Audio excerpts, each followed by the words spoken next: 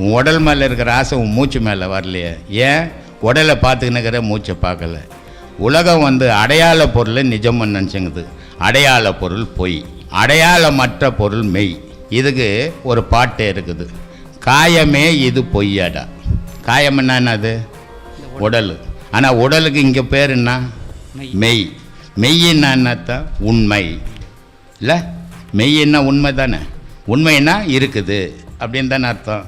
ஆனால் இதை ஞானி என்ன சொல்கிறான்? காயமே இது பொய்யடா, சிவ காற்றடித்த பையடா, மாயனாராம் குயவன் செய்த மண்ணு பாண்டம் ஓடடா, வெளுத்த நரம்பையும் உளுத்த சதையும் இழுத்து கட்டிய கூடடா, வெந்த சோத்தையும் நொந்த காய்கறி போட்டடைத்த பையடா, காயமே இது பொய்யடா, சிவ காற்றடித்த பையடான்னு.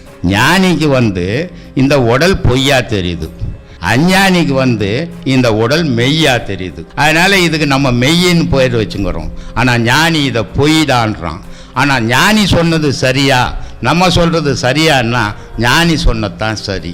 நம்ம சொல்கிறது இன்றைக்கி இருக்கிற நாளைக்கு நான் இல்லாமல் போயிடுறேன், அப்போ நான் பொய்யா போயிட்டேன் இல்லை. ஆனால் ஞானி சொன்னது இந்த உயிர் என்னைக்கு இருந்துக்கினே இருக்குது, அது மெய்யான பொருள். அப்போது நீ எதுன்னா அடையாளத்தை மட்டும் பார்த்து நீ நிஜம் நினச்சிக்கிற வரைக்கும் நீ ஒரு ஏமாளி.